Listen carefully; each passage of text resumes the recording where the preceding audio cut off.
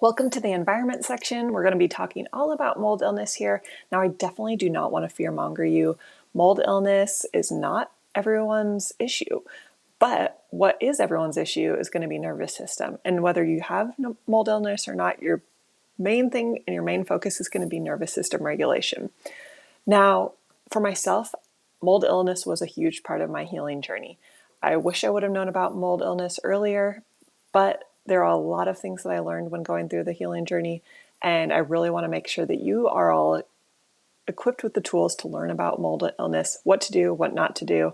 So if you're doing all the right things, you've implemented your nervous system healing, you're working through your trauma, you're getting the right light, you're getting nutritious meals, and you still feel like you're walking through mud and you have brain fog, then mold illness might be the missing link to your healing.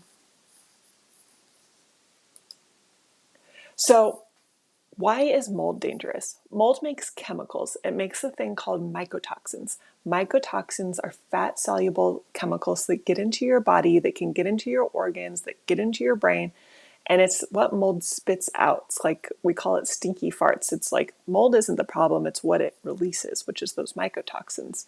And they seep into almost any tissue into the body. So this shows how mold doesn't need to be obvious. When you're thinking about mold, you think about mold on the walls and mold in the ceilings and these scary buildings, but mold isn't always these scary places. When I went through my healing journey with mold, my house looked fine from the outside. I didn't ever see any visible mold, but I actually had mold in my HVAC system. So you might have mold behind the walls, under sinks, in your HVAC, in your attic, your basement. You're going to be learning all about the mold, but one thing I do want to point out is I know bodies, I don't know buildings. And so if you suspect you might have mold, make sure you get a mold literate person into your home to check and test for mold.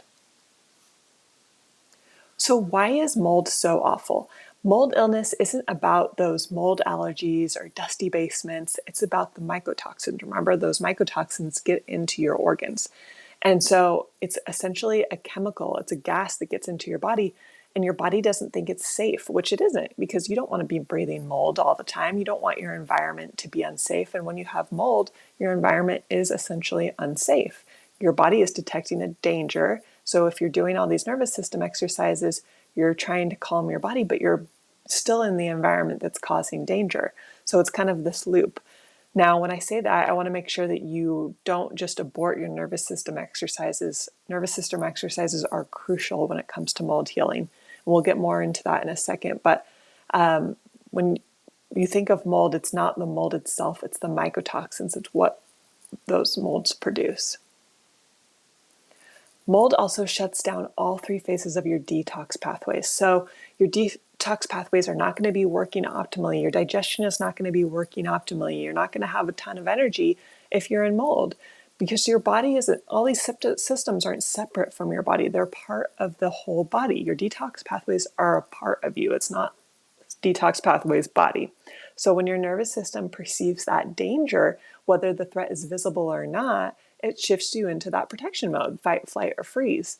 And in this state, your body focuses on survival, not optimization. So it's going to not give you those full bowel movements. It's going to shut down your sweating capabilities. You're going to become more and more toxic because your body's trying to keep you safe, even though it's actually making you sick.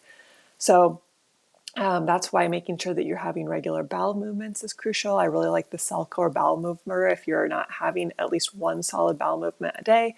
Making sure you're saunaing, castor oil packs, getting that sweat system, drinking lots of water to flush out your body is going to be crucial if you're living in mold. So symptoms, there is a whole host of symptoms, and there's no perfect way to test when it comes to mold illness. Dr. Jill Krista is a mold literate doctor who has worked with thousands of mold sick patients. She has created a questionnaire below that she found really lined up to a lot of positive urine tests. So you can do urine tests, you can do an oat test also. Like I said, there's no perfect way to test. This questionnaire is a great way to get going to see if this could be your issue.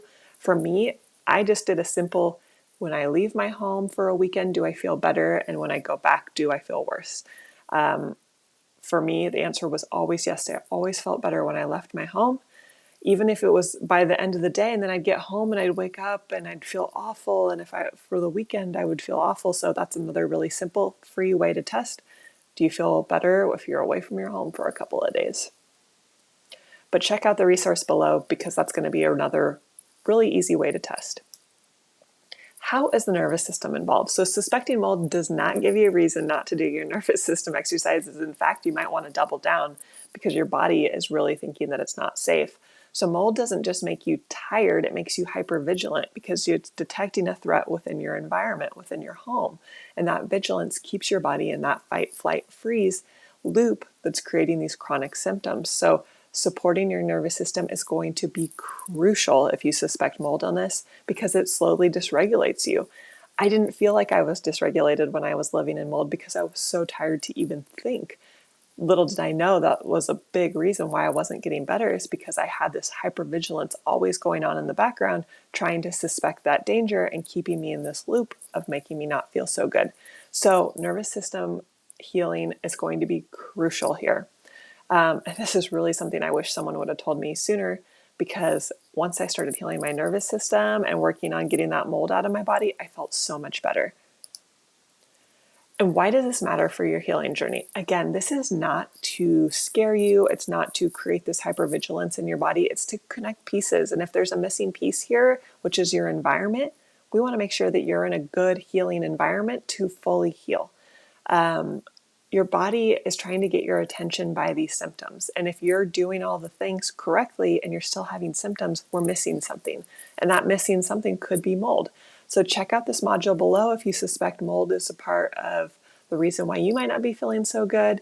And make sure you're continuing to do your nervous system exercises because that's going to be a key piece in healing.